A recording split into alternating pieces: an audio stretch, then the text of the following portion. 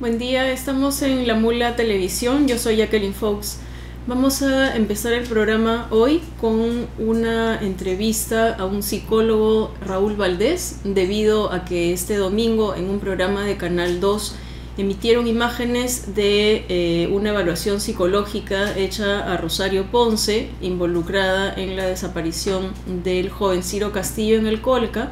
Esta evaluación se hizo en instalaciones del Ministerio Público, en un lugar denominado Cámara de Gesell, y cuando fueron difundidas estas imágenes tuvieron una reacción de la involucrada y un diálogo entre Nicolás Lucar, director de un programa de la noche de Canal 2, en el que él justificaba el interés público para difundir esta información. Vamos a escuchar estos minutos de este diálogo entre Nicolás Lucar y Rosario Ponce. Vamos a ver esas imágenes y luego vamos a pasar a la entrevista telefónica con Raúl Valdés. Muchísimo por esta comunicación. Yo lamento que no tengamos más tiempo y no es nuestra responsabilidad porque Gastón Gaviola ha estado tratando de tener una entrevista contigo, con tu familia. Nos dieron unos pocos minutos ellos, no tú. La decisión tuya de hablar, entiendo que la acabas de tomar. Si hubiera sido en otro sentido, hubiéramos tenido más tiempo, que lamentablemente no tenemos en este momento. Nosotros hemos tomado la decisión, es decir, reporte semanal, yo lo he hablado con Eduardo Guzmán, hizo la consulta respectiva a los abogados. Esto no es un material que está reservado porque todavía no se abre la instrucción. Y en segundo lugar, esto es parte del expediente. Y si bien es cierto, este material, como cualquier otro del proceso, no debería circular en los medios de comunicación, interesa la información que este contiene. Es decir, lo que nos interesa, Rosario, son los asuntos de fondo. Y a mí lo que me interesa en particular ahora es aclarar, por ejemplo, el tema de la mesa, pero yo lamento no tener más tiempo. Bueno, estamos en comunicación con Raúl Valdés. Buen día, Raúl, ¿nos escuchas? Sí.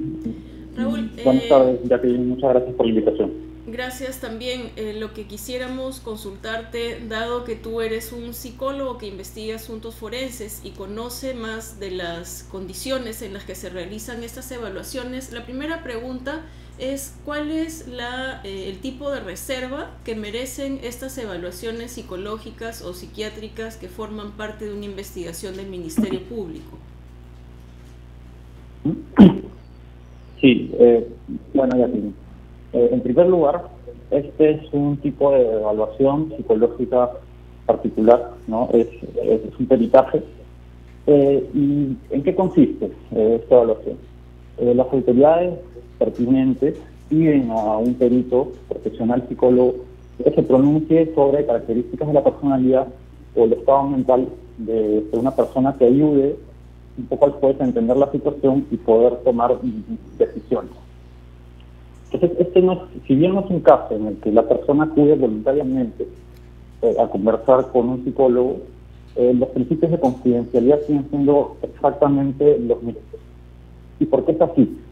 Porque durante las entrevistas y las evaluaciones se obtiene mucha información sobre la vida privada de la persona, sobre el fuero íntimo, y toda esta información no necesariamente es relevante para las consultas que está haciendo la autoridad en particular. Entonces ahí entra la pericia, la responsabilidad ética de su profesional psicólogo en elaborar un informe que responda puntualmente a las consultas y requerimientos que tiene la autoridad sin exponer necesariamente la intimidad de la persona. Entonces, lo que tenemos en este caso es que se ha difundido un insumo que es parte de una investigación y que por lo tanto iba a servir para elaborar una apreciación que ayude a tomar decisiones. Eso significa que un material delicado que debe ser evaluado por profesionales competentes y capaces ha sido expuesto, ¿no?, a la opinión pública, y eso de por sí se presta una serie de malinterpretaciones sobre lo que se ha podido ver, ¿no? Claro, porque una cosa es lo que puedan observar y escuchar los especialistas en ese espacio de la entrevista o del diálogo, y otra interpretación y otras, otras conclusiones sacará el público y los periodistas que hayan visto esas mismas imágenes. Yo quería consultarte sobre este punto que tú has mencionado de la responsabilidad ética de los psicólogos. Nosotros no sabemos en este momento quién alcanzó ese material a Frecuencia Latina, pero ¿podrías tú explicarnos en qué consiste esta condición de reserva en la que trabajan los profesionales de este campo? Sí. Bueno, de acuerdo al código de ética profesional que rige a todos los psicólogos peruanos, el cuidado de la información es una de las prioridades al momento de trabajar. Entonces, si nosotros revisamos los artículos 21, 22 y 23 de este código, lo que vamos a poder encontrar es que si la información obtenida, ¿no?, en el ejercicio de la labor debe ser discutida por razones de fuerza mayor con terceras personas, esto, y cito textualmente, debe ser discutido solo con fines profesionales y con personas claramente relacionadas con el caso, ¿no? Y cualquier informe que sea presentado debe realizar cualquier esfuerzo, hasta todos los esfuerzos necesarios para evitar la indebida invasión del fuero íntimo de las personas. Lo que ¿no? podríamos... Entonces, por lo tanto, esta información que ha sido difundida era de carácter privado y debería haber sido trabajada, digamos, en el ámbito del Ministerio Público y de la investigación con la debida reserva, ¿no? Así es, de lo que tú nos has leído, lo que podríamos entender es que si un psicólogo está viendo a una persona, está atendiendo a un paciente y ve que hay algún riesgo de sus posibles acciones, un riesgo para sí mismo o para la sociedad, es que ahí él debe avisar a quien puede evitar que se desarrolle algunas de estas acciones de riesgo. Sí, o sea, exactamente. Inclusive, puntualmente en el artículo 21 se menciona, cuando hay un peligro claro e inminente para un individuo o la sociedad, o sea, esto debe ser informado únicamente a profesionales adecuados o a las autoridades públicas competentes. Entonces, en este caso estamos hablando de información que ya estaba en manos de las autoridades públicas competentes, ¿no? Entonces, y además, ni siquiera es información que digamos, era con un peligro a otras personas, era parte de una investigación, ¿no? Entonces, por diferentes ángulos desde el desenfoque esto se ha cometido una serie de faltas a la ética, ¿no?, a los derechos de esta persona, ¿no? Queda claro. Un tema, sí.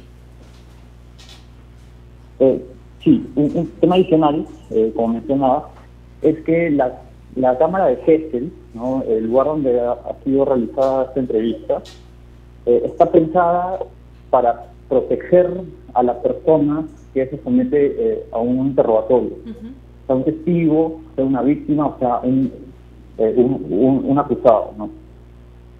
Porque justamente este dispositivo quiere prevenir la revictimización.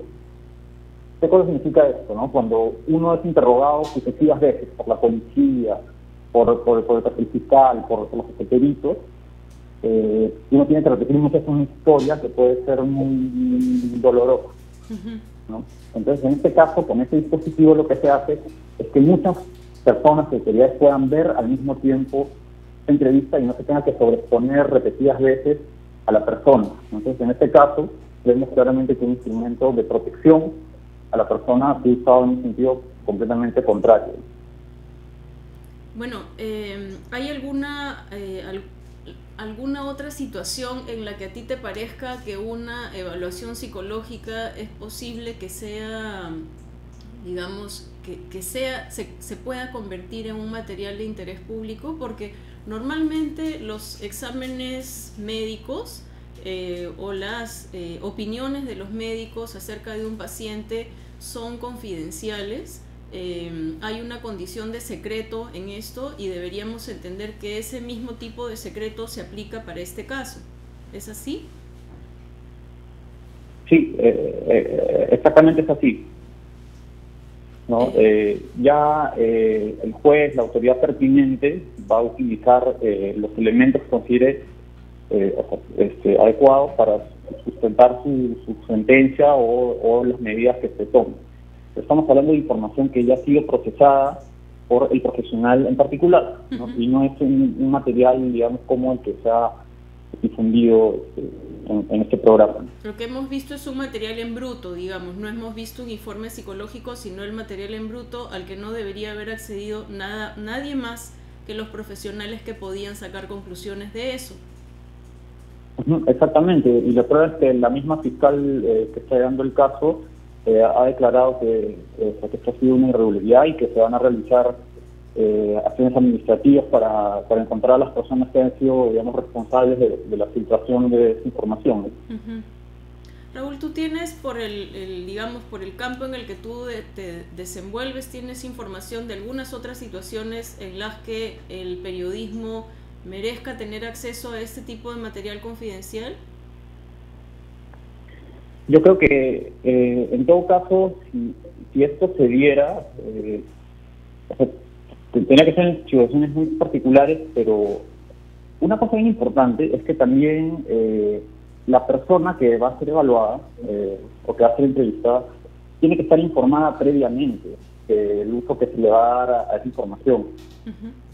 ¿No? Entonces, en este caso creo que todas esas situaciones han sido pasadas por alto. Yo también pienso que a veces con demasiada facilidad se circulan informes psicológicos y resultados en el marco de investigación.